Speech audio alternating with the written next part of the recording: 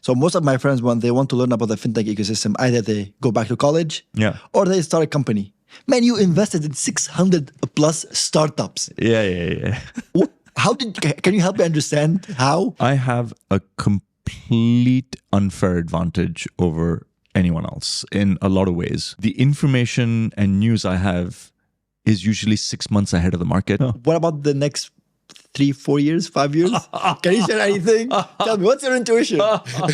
Listen, okay, I'll predict it again. Today on the podcast, we're joined by Gaurav Dhar, a true powerhouse in the global fintech scene. Gaurav is the group CEO of Marshall Fintech Partners, an early investor in Tabby, the region's first fintech unicorn, and an active force behind 600 plus startup investments worldwide. In this episode, we go way beyond fintech. We talk about transforming a family business into a regional tech leader, why he thinks AI will cannibalize entire industries, and what founders really need to survive the next wave of disruption, and why he believes that some big family fortunes in the region are destined to disappear. What do you think has changed in Dubai for the past 10 years? It's become a really global city. I would say Dubai was a international city, so you could say almost multicultural, but I'd say Dubai now has become, and the UAE has become global. Really global. It's every country in the world knows about Dubai. I think international was sort of like you had spheres of influence. There were some countries around and they were neighbor countries which you were trading with or visiting or coming through. But now the UAE has reached global. It's now actually global. And that's reflected in the cost of living. It's reflected in good things, bad things, because all of this happens when you become a global city. I don't mean to bring too many negative things into it, but when you reach a certain capacity or critical mass, you never thought about fraud in the UAE before. Growing up here and working in the fintech space, whenever someone used to come over as a fraud consultant, me and including a whole bunch of other people would just be on the floor rolling around laughing because there was no fraud. There was no one trying to hack you. There was no one trying to steal from you. There was no one trying to do false impersonations. Nothing. It didn't exist because it wasn't a target. But now that you're global and the spotlight's on you, you become a target because you're attracting not only the good kind of attention, you're attracting the bad kind of attention. But the UAE has become, you're talking about the largest hedge funds in the world with the Dalios and Bridgewater moving to Abu Dhabi. You're talking about an AI minister being on a cabinet of Dubai to actually be an artificial intelligence representative, digital entity advising them real time. It's become a global player. It's unbelievable. I never thought I would see it. 14-year-old version of me, if you told me this now, I'd be like, get out of here. Rubbish. Oh, come on. No way. Wow. Unbelievable. But for those who are unfamiliar, what does Marshall Fintech Partners do? So Marshall Fintech Partners started out largely as a payment technology company for banks. So it was started by my father about 4 decades ago. And he was a visionary that said, hey, what does this ecosystem need that it doesn't have? And he could build a business around it. And effectively, he traveled the world, much of what I do also today, and looking at what is actually happening and then what's relevant to this ecosystem. And so he came back here with a piece of technology and basically built upon that through many, many, many other layers. And what we do as a white label service, we provide all the front-end payment technology to acquiring banks, like we would say Magnati, Mashreq, Network International, Credimax. So in multiple countries, Oman, Bahrain, Qatar, Egypt, some parts of Africa. And we provide them that infrastructure as a white label service for them to do it. In other markets, what we do is we also do something where we do payment services provisions, where, again, in partnership with the acquirers, we go out and we service the unserviced market. I'm not a large corporate company. Technically, I'm on the other side of an SME business, or the larger side of an SME business. But what that enables me to do is keep my costs really low. I'm a very lean business. And because I'm B2B, my ROI and my cost factor to service the same person is much cheaper than it would for a bank to do it, because a bank is a corporate entity. It has a lot more compliance, insurance, risk, protocol. I don't want to, say that they're bloated. It's just the nature of their entities being bigger. So they can't service certain clients because they fall below that threshold. So there's no ROI. But for me, I can actually enter into that threshold and service in partner with the bank. So that's what we do as well. That was the evolution of our business. First, providing them the technology, and then being them a service partner as well. So you'll be seeing a lot of that in the UAE. You'll be seeing that in Bahrain. You'll be seeing that in Egypt a lot, where we go out into these spaces where people need technology, not just payment technology, because payments now is standardized. We're giving them things which will allow them to do employee management, will allow them to sell to their customers. So payments is a standard. They'll get data, they'll get everything, blah, blah, blah. But what they can do is they can increase their own revenue. So we'll make their lives easier by giving them products and services to sell on top of that, or make their own ecosystem more compatible or easier to work with. Issuing cards for employees to have, there's payroll on it, digitization, partnerships with people like Kareem Networks, maybe one day where, people can do easier, faster, cheaper things. So we're trying to be very competitive in a very niche space. So that's what Marshall Fintech Partners does. Yeah. And you mentioned 4 decades. Usually companies do not last that long. Yeah. And you took Marshall from a traditional family business to a regional fintech leader across 18 countries. What were the pivotal decisions that led to that transformation? I think the first thing that's very important is that I'm standing on the shoulders of giants. So just have to really put that out there, right?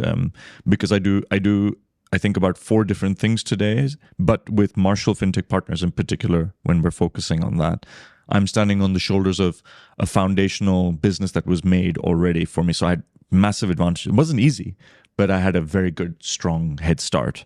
But transforming something that was built in the 80s and 90s, An Ajman, no? The family started in Sharjah, but the business was always in Deira, in Salahuddin Street in Dubai. In fact, we're still not far from there. We have 2 offices. We have one on Sheikh Zayed Road. We have one, but our traditional office still in Deira. And so when we set up Marshall to do this, right, how do you transform a legacy family-run business into a infrastructure business that's almost looked like as a corporate management, where you remove things like key man risk. You can build scalable recurring revenue. You can manage teams in a more structured manner for people to understand what dependencies the business needs to function and grow. That took a long time to do, and it was very tough to do it because the way family businesses are built with alpha leaders. And alpha leaders like to be very much in control of management. So when you try and insert structure that breaks down into delegation pieces and reporting lines, you're going against the wind. You're really going in the face of how smaller businesses that become bigger businesses are built. And so when you're going against the foundation of how that business is built and run, it's very challenging from a construct perspective, a perception perspective, a people management perspective, delegation perspective. And all of that impacts growth. All of that impacts looking at how you can actually advance the business. And I'll tell you, I remember I wanted to start online e-commerce. We didn't do it. We should have done it. We have all the relationships with the banks. We have the relationships with the merchants. We ran loyalty ecosystems. Before there was Teller, Paytabs, Payfort, everything, it should have been us. So why didn't you do it? You didn't do it because the business risk had come to 0 over the first 20 years of the business. So the business risk was very high in the first 5 years. And then over a period of 20 years, it literally became a monopoly in the space almost, right? And when you're a monopoly and things are going well and you've got good EBITDA, you don't really want to change the model and go back to risk ever again, because now you're earning profitability, now you're stable, now you're doing things. So if at that time before, you really had strong internet, those days were still fax machines. You don't want to really reinvent yourselves with risk without something being proven, right? There was no e-commerce models proven. Phones were still on something called WAP2 protocol, which was disgusting. It's the worst interface I've ever had in my life. I think a Game Boy was better as an interface, Jesus Christ. And so you can't model risk.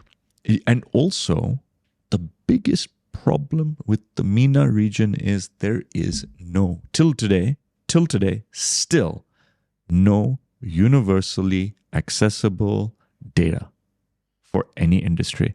And that causes a lot of problems for people to build businesses, do theoretical. As an investor, most of the businesses I've seen are in theoretical data. Whereas if I go to the United States or go to Europe, there's proper consensus data. It's not unified. We talk about, and then we can talk about ages about passporting. And I don't know if you've heard this phrase. Passporting is where we talk about what the EU has done in putting things together from trade, sharing of data, unification, passporting of being able, if I have a visa in Dubai, I can go to Saudi Arabia, in the kingdom. If I have a business in KSA, I can open up an office in Dubai easier. Bank accounts are the same. It's the same with data. But passporting hasn't happened for all sorts of reasons we can talk about, which are not talked about and are talked about, but I don't want to, I don't go off too much on a tangent. But, transforming a family business is not easy. I sympathize with a lot of Emirati families, by the way, much larger than mine. Some that have transformed successfully, some have not. It's a huge problem that's in this ecosystem that I don't know people can avoid disaster or success depending on the culture within the families. There have been great families that have led the way.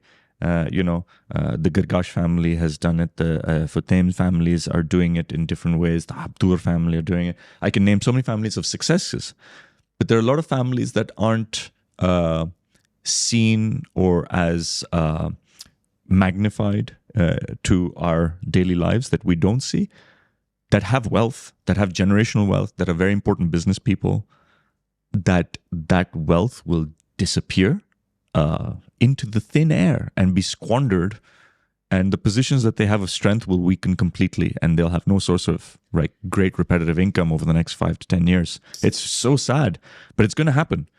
And the reason that happens is because it's very tough for the culture to change. And I saw that from a small family office or a small family business. And also trust.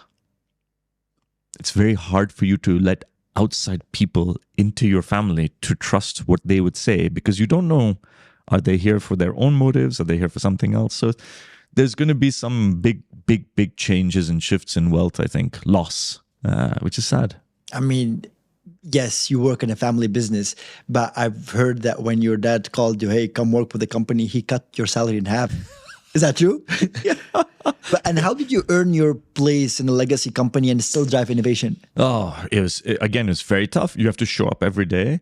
I actually grew up in that office. So I would go and visit my father almost every day after school, and then we'd go home together from the bus, or we'd go in and pick up the faxes on Fridays, or, people around the office would see me there, but they always saw me as the son. They never saw me as an employee.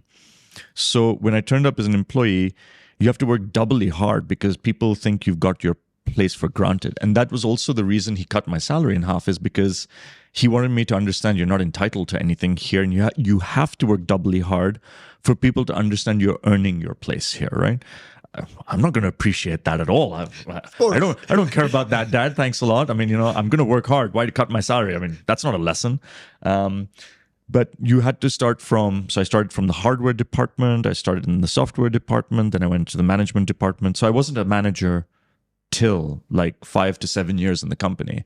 And then also I was a junior manager. I wasn't automatically the owner's son. Everyone reports to me. But even then, it had its own challenges later on. And that's what I'm talking about. I had an offer. At one point, my father said, what do you think you're worth? Cutting my salary in half and everything. And after 10 years, I want to raise, I want to get more money. I think I'm worth more. And my dad says, so go out into the market and see what you're worth. And I'm like, oh my God, go out into the market and see what I'm worth. Oh no, maybe I'm worth nothing. Maybe I'm privileged to be here. And then Eric Schmidt funded a fintech startup in India that wanted to expand to the GCC. And they headhunted me. And they that's a big decision. Yeah. So they called me and they said, we'll give you 10% equity in the company. Eric Schmidt is on the cap table and a seed founder of this company. We will give you salary X, we'll give you headcount X. Our mandate is this for 5 years. And when I saw the offer, I fell off my chair because they were paying me 5 times what I was earning. They were paying me 4 or 5 times. Did you show that to your dad? And they were giving me Equity, 10%. 10% equity, right? In a company that's already established in India. So literally I printed it out, put it on his desk, and I said, Did you really? yeah. I said, check this out. This is what I'm worth. Wow. And he just said, whatever. He will not admit, he will not concede. So it was very tough, but it also taught me that if you really believe in yourself or you really have conviction, you got to put your time and value where your mouth is. I think if you're not prepared to step up to that line and have a serious conversation with yourself or with somebody else, how is somebody else going to receive you? It's a very important thing in body language, how you deal with people, how people perceive you, is how you represent yourself. You can represent yourself as a happy-go-lucky person, but when things get serious, you have to make sure that people understand what value you have. And you have to deliver on that value. Because if you don't, you're worth nothing. So we always try to be in this philosophy of under promise and over deliver. And it's kind of like a crutch, but it's a good ethic and it's a good habit to have, really. Yeah. So it really ingrained that into me very well. But managing risk and growing and doing risky things didn't work out so well for the family back then because of the way it was constructed, and that risk had diminished. So why take risk again, And your hard work really paid off. Marshall got partially acquired by a sovereign wealth fund. What happened behind the scenes to reach this amazing milestone? A lot of effort, a lot of change, a lot of reconstruction, a lot of understanding how other people from a professional investor point of view needed to see and understand your business before they could trust that what you say you are and what you can do is real and tangible. So how you manage your books and you show it and you do a construct and how you do your reporting, all of that changed. So there's a lot of work to be done. It took, I think, from the time we understood we wanted to look at this exercise at all, it was a 2-year transformation after 5 years of trying to initiate the change. So it was a long time. It was not easy. Yeah, it was a journey. It was a big learning curve to get to that point, and an even bigger learning curve afterwards, almost like a graduation of getting into the process, completing that process. Like you're talking about 500-page SHAs. And I went to law school. But reading a 500-page SHA it makes your eyes water. I promise you. That's before ChatGPT. I mean, best of luck. No, man, no. So I learned a lot, and then I've learned after the process as well, working on the VC side because I'm active, angel side, private equity side. So the whole exercise now of that journey has been very, very, very interesting, very knowledgeable. So when I speak to people who are in family offices, right, in Abu Dhabi or in Dubai, there are these very promising Emiratis who come from very well-established families. I'll just, no names. When you have a discussion with them, you're almost like engaging peer-to-peer, but you're almost like their protector a little bit because you're imparting knowledge that makes them stronger. And that's really cool. It's really cool to be able to not know that till that point. And I'm like, oh, but did your investment manager do this? Did he look for this? Did he ask for this? And when someone looks at you and goes, no, you're like, oh shit, has somebody just lost their job? Like, I didn't mean to. Sorry. Like, no, I'm sure they're doing their job. I quickly preface. I'm sure that person really did their due diligence. It's just my own version of this. I'm like, oh, I hope that person doesn't get fired, So. But there's not something I always think about. What are the unique advantages or maybe roadblocks that did you face from launching here in Dubai comparing to a more tech mature ecosystem? Oh, it's two-sided. As what you call an emerging ecosystem that never really had venture capital before. We've had some private equity to a degree, but the money was out. as a very young, now maturing slowly, we're still maturing because of COVID and lack of IPOs. We're still maturing. But as an ecosystem that traditionally never had VC funding and everything else, education, concepts and constructs is a time killer. And if you don't move fast in all these spaces, you can extinguish that burning flame of ideation, innovation, change, disruption. It's gone. So this education piece of getting people on board, whether they're VCs, investors, angels, family offices, education is the biggest was the biggest problem. And then I also think the biggest problem was we tried to do too much of what everyone was very familiar with in their reading or knowledge or reference sets of what was happening in America or in Europe or in Asia. Oh, invest in X company, your money will come back in 5 to 7 years. It'll be 40% MOI and stuff. And I was like, wait a second, my family business did this and then did this, and we're a technology company and we are EBITDA profitable. This sounds like bullshit. So am I crazy or are they crazy? And I was trying to decide what was happening. And that's why I started traveling to San Francisco to understand how they did it. And I'm like, wow, what they do here is so different. Why is it so different to what we're doing here? But I don't think anyone bothered to ask the question. Everyone's just sort of rushing to participate. And that's not a bad thing. But I think, and I keep talking about this out loud and no one else talks about this. And I understand why they don't talk about it. So I'll say it again. I think investors in this region need to have an appetite for a longer period of lockup and return if they genuinely want this ecosystem to succeed.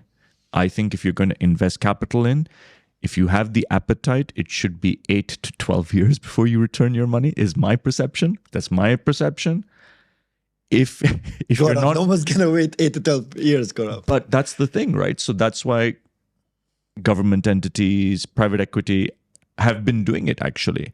They might not talk about it, but I know for a fact when you talk about someone like Mubadala, as an example, Mubadala, I remember when I used to have conversations with people earlier and I'd be like, oh, would they be interested in investing in this? And they go, what's the ticket size? And I go, $50 million. And they go, no way. you just, like American Psycho, can I get a booking at Dorsia? You just hear the guy laughing down the phone. I'm like, oh, okay, sorry, wrong question. And it's like, if the ticket size for just Mubadala is not 150, 250, $500 million, it's like, they won't even look at it, let alone be interested in it. But suddenly, you know that Mubadala's put $5 million into companies. Yeah. Oh, I've not heard that. There you go. Okay. Mubadala has invested 5, 10, this, that, and the other, 50. So suddenly you're like, wait, how did you go from there to all the way right here? It's because they're trying to do exactly this. They're trying to support this ecosystem to take off because they know that they need to distribute capital to do talent retention, growth of a business, and really ignite these sparks. Because what happens is we are really still, and this is massively underappreciated, as a local ecosystem player. And by the way, this is 3D chess in the UAE, by the way. This is 3D chess, really. So if we start at the 1, 2, 3 layer, at the emerging market layer, where companies are really trying to disrupt to do something unique for this ecosystem with the GDP and KSA combined and everything else, which, by the way, still isn't the same as the GDP of California combined, okay, of all of this, whatever. If you don't do that first layer where you try and spark somebody or get out of one of the 10 investments, one company succeeds, it then breeds other people who sprout and have offshoots and have $1 million or $5 million, everything else. Exactly. Yeah. If you don't keep doing now, when Tabby succeeds, Tabby will also have that moment. When Uniphonic happens, Uniphonic will have that moment. All of these companies need to exit, IPO, make these people rise from emerging to middle class to upper class people who can then reinvest, do everything else. Oh, I have this on my CV. You should trust me to invest. If Mubadala didn't do what it was doing, what I'm telling you, by investing into emerging funds, $50 million tickets, $20 million tickets, or all these other people, supporting the ecosystem like they have been doing, that people should know about, then once you have that layer, Then in 5 years to 10 years time, you and I can talk about companies having 5 to 7 year potential returns or out. But in the beginning, it takes that long, man, for new concepts. If I'm copying Uber, sure. If I'm copying Klarna, and I'm putting it I'm being facetious here for an example. I'm not trying to diminish the efforts or collaborations of what these people have achieved, right? From Kareem or from Tabby at all.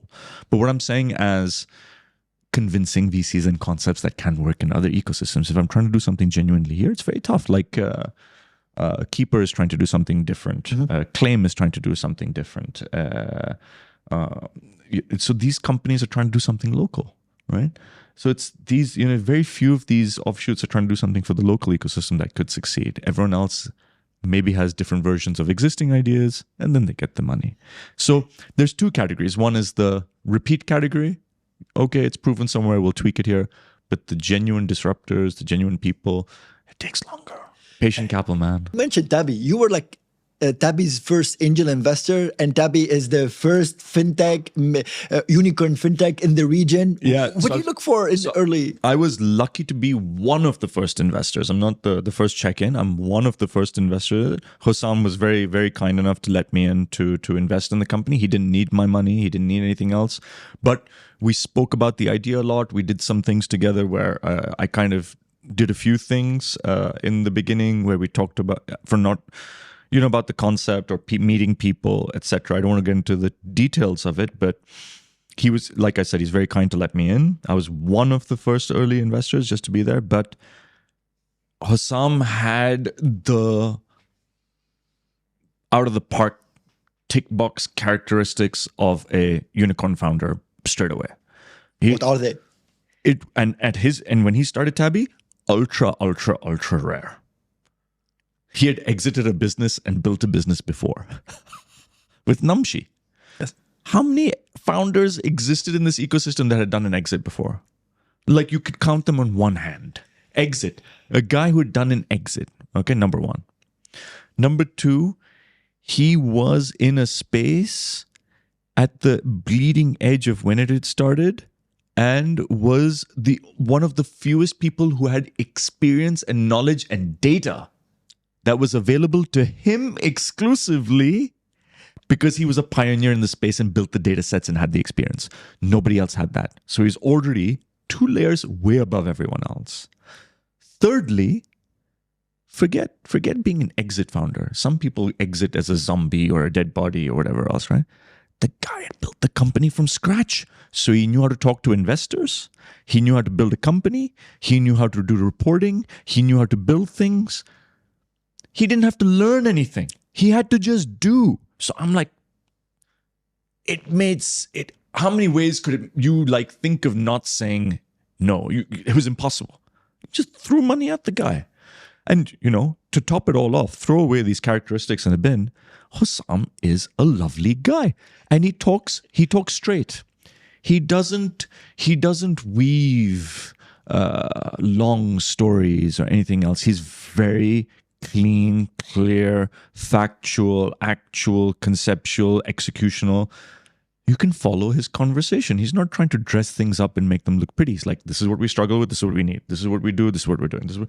I remember one of the conversations I had with him, but he's super mature and everything else. He didn't need my help, reference in any which way or other. I would call him up and just have chats with him and go, hey, how you doing? Can I help in any way? This is fun and exciting, right? And I called him one day and I said, hey, you know what? I have a friend of mine who is an incredible data analyst, AI experience for real AI, early with Google, early with Microsoft, early with this, that, and the other. This woman is, and by the way, led sales strategy and marketing for the whole of TikTok for the region. She's in her 20s. Mashallah. Super, super sharp person. And I said, are you looking for a data scientist? And he said, Gaurav, we're not hiring right now. We're not, as a company, we're just not hiring. I said, I understand, but I think you should just look at this from your talent pool because you're scaling and you need good talent. Just look at it from talent pool, see how you go from there. Sent him the CV, 24 hours later going, we need a meeting, we'll make a position. Literally hired. Created a position and hired for talent. No nonsense, no nothing, no wishy-washy, done popcorn. He could have said no, he could have done anything. That's him. Decision-making process, value creation. Very, very, very tough to find these pre-embedded qualities in somebody that hasn't got, experience or aging. It's tough. It's tough. So the characteristics were just screaming at you off the wall. Invest. I tried to invest more. I couldn't. I'm not joking. You can ask Osam if you ever speak to him. He'll be like, man, that guy tried to keep putting money into the company. I told him not to tell anyone, because he was very sought after, because people also saw his qualities and attributions. In fact, the amount of abuse I got from my friends going, you didn't tell us that you invested in you didn't get us into the round, this, that, and the other. I'm like, I don't have allocation. In fact, I remember at one point I had allocation and Hussam called me up for one of the rounds and he goes, I gotta reduce you, bro. I go, I'm an angel ticket. I'm so small. Why are you reducing me? He's like, no. I gotta make space for these other people. I'm like, no. He's like, yeah. He reduced my allocation on the rounds, but I understood why he had to do it, right? And that's how I learned, and that's how So it's quite funny. That's how oversubscribed Hussam was from the early days. Forget now. It's hilarious. You're juggling multiple balls per se. What is Angel Spark? Oh, so Angel Spark started off as a concept and a thought process in a very dear friend's living room that we've sort of been always talking about for 3 or 4 years. And then more people started appearing in that living room as people who are seasoned investors, entrepreneurs, and people. And the conversation that started from Angel Spark was entrepreneurs have it really rough in this ecosystem because it's even tougher here to make a business than anywhere else, because you have to stitch together UAE, KSA, Turkey, maybe somewhere else to make a business that's scalable, effectable, and sellable, or to go to the stock market, right? And so from all of these things, because it's so tough to do, they need as much support as they can from people who know the ecosystem or can connect the dots or open doors.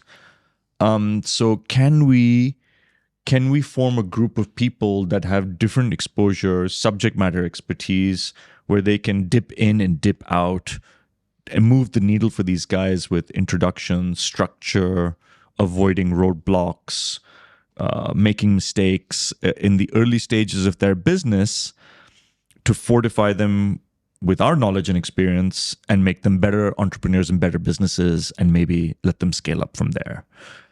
So that was the thesis, right? Really trying to support entrepreneurs as much as possible at the early stage, And so it's a members club kind of scenario. It's not a fund, where it's 0 fee, 0 carry.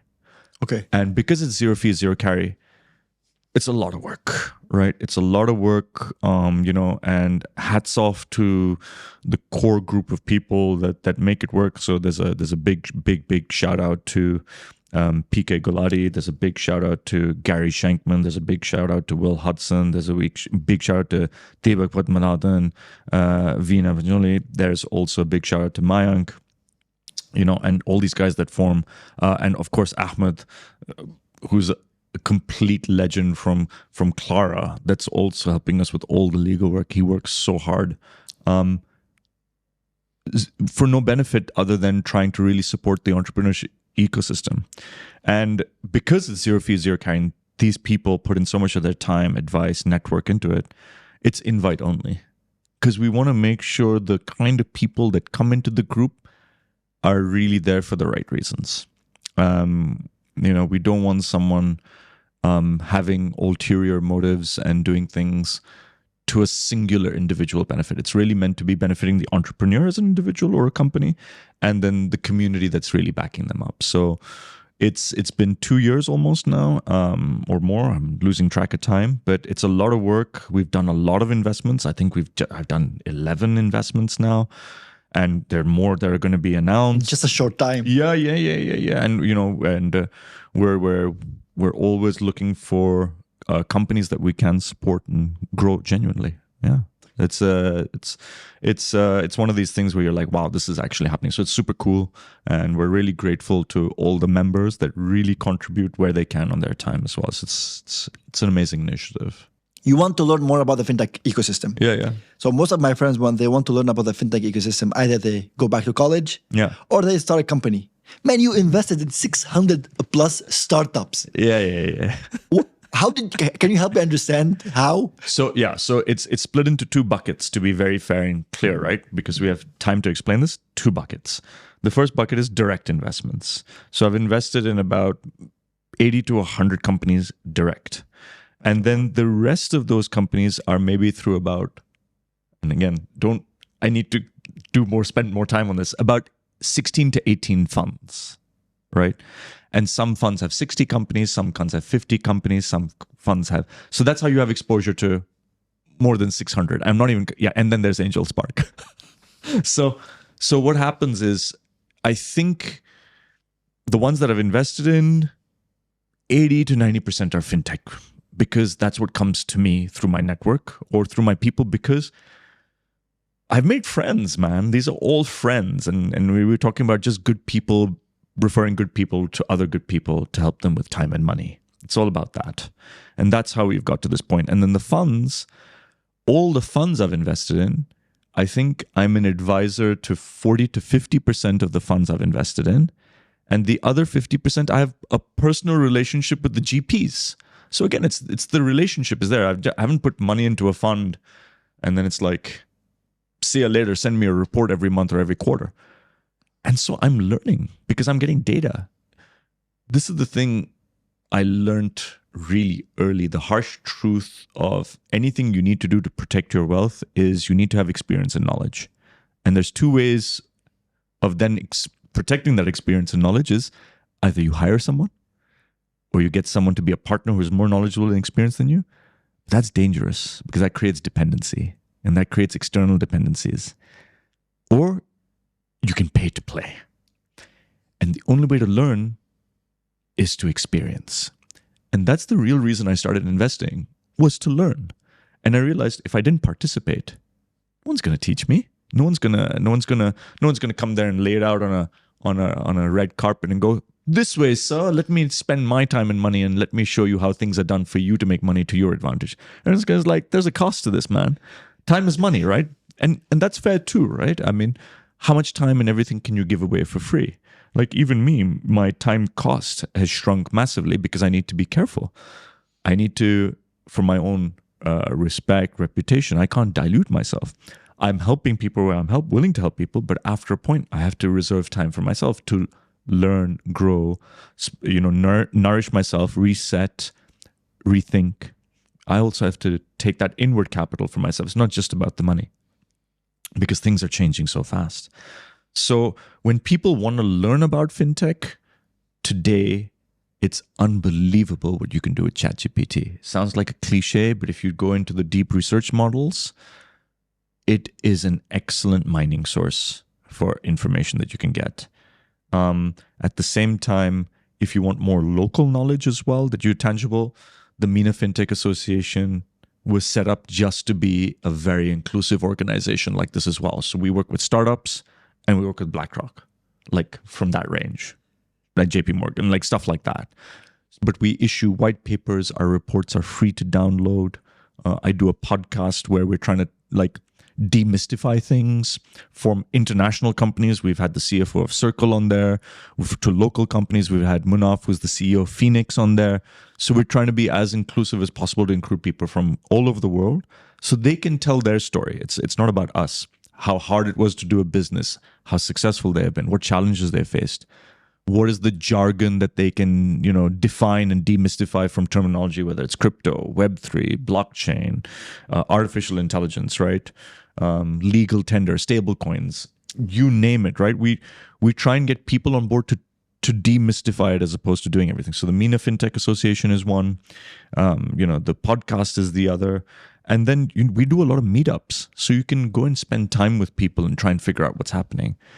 But I'll tell you, I used to love one source of information, which is called CB Insights. Yeah, man. I literally used to email the guy and he would respond to me directly. But the problem is, if you're an individual, CB Insights is too expensive. If you're a corporate, I don't know what you would do without it. And, that's when Philip started Magnet. I was like, genius. Yeah, the region needs this. The region needs this. So Magnet is trying to do what CB Insights did for the world. And I think Philip's doing a great job on that. And I wish him all the success. I missed out on investing in Magnet. I wish I had. And he's a smart guy and he's doing really good things for the ecosystem because you need that data. But even then, it's not complete. It's not, if you compare them side by side, people aren't sharing it. It's not that Philip's not achieving it. People aren't sharing it. So, yeah. You mentioned learning is tough. Learning is tough. You mentioned ChatGPT, but you're in a very unique position where, because you're an investor in so many companies across different regions, Africa, Middle East, the US, and you're advisor of some companies and you're a board member in those companies. Yes. So you have a really good intuition of when you see signs in the US and to know what will we have here in 10 years. I have a complete unfair advantage over anyone else in a lot of ways, but it's not my day job. If it was, I'd be a bit more dangerous. I'm dangerous as it is as an investor to do the predictability. Even more so now because I've actually invested and seen where I have failed as an investor or where I've been successful. So I have not only knowledge, experience, and time, but what you're saying is correct because the information and news I have is usually 6 months ahead of the market, if not 3 months ahead of the market. So for example, when somebody puts a post up saying, oh no, Klarna is in big trouble because they are doing buy now, pay later for burritos, right? And as an investor in Klarna, by the way, I don't publish my investments, but as an investor in Klarna, when I look at their reports and I see their profitability and their month-on-month growth and everything else that they're doing in their IP stack, I'm like, yeah, sure, whatever. I'm not even going to respond. But thanks for the sharing your armchair opinion. So I like fact. I don't like conjecture. So yes, I think I'm in a very privileged position, but I paid for it. I paid for it by investing all my hard-earned money and time to get that knowledge. I'm not sitting in a position of privilege. I've earned it, and I haven't begun to mine it even more. So now that ChatGPT, Gemini, and these models, I'm going to start mining my own portfolio of all the funds all across the world and everything else. And I don't know if I'm going to share any of it. I don't know. Maybe I will. I don't know. Let's see. Maybe some people want to have a chat about it or not. But I'm joking. But I wonder what it will really show me when it goes into that depth beyond what I maybe even be able to see. So at some point this year, I'm going to start mining my data. I've already started reconstructing the data sets. Because I heard you a few years ago, you were shouting and screaming that we're going to have a liquidity crunch, and embedded finance is very interesting. Cannibalizing, one of your investments. You got this before everyone else. Yeah. What about the next 3, 4 years, 5 years? Can you share anything? Tell me, what's your intuition? Listen, okay, I'll predict it again. I think the last time I was in a studio where I was making predictions, the market was at phase 1 heading the right direction. Then phase 2, I was like, sadly, because the markets have COVID was unpredictable, sadly. It caused an effect which sort of put those plans into churn. But if I'm going to predict what's going to happen in the next 3 to 4 years in this space, the next prediction I'm going to make, and people are going to hate me for it because I'm going to be right again. Drum roll. Yeah, I'm going to be right again is... one is the M&A market is still going to be very hot for the next 3 years, not in a good way. It's going to, it's a lot of companies that are struggling are going to get acquired for next to nothing. And a lot of talent is going to be working in jobs that they don't want to be working in, which is really a sad and a waste, but the way it is of the world. So M&A market is still going to be very hot for the next 3 to 5 years. Yeah, absolutely. Middle East, Africa, and could even extend to parts of Turkey, back down here, and then maybe, and now, India. The beast has woken up. So now you're going to get, before you had Turkey, KSA, Kuwait Kuwait, I think, will start becoming active again in 4 years. It's quietly becoming active again. I think in 4 years from now, you'll suddenly see Kuwait stabilize and suddenly become a big investor player like they used to be. They used to be the headliner. Yes. They went quiet. They're going to come back. So that's what's going to happen from a regional perspective from players and actors in the M&A space for the next at least 3 to 5 years. Put that to one side. For the fintech space, very much so, it's still going to be any fintech sector that is doing lending, unit economics, data-based unit economics to lending and servicing the industry.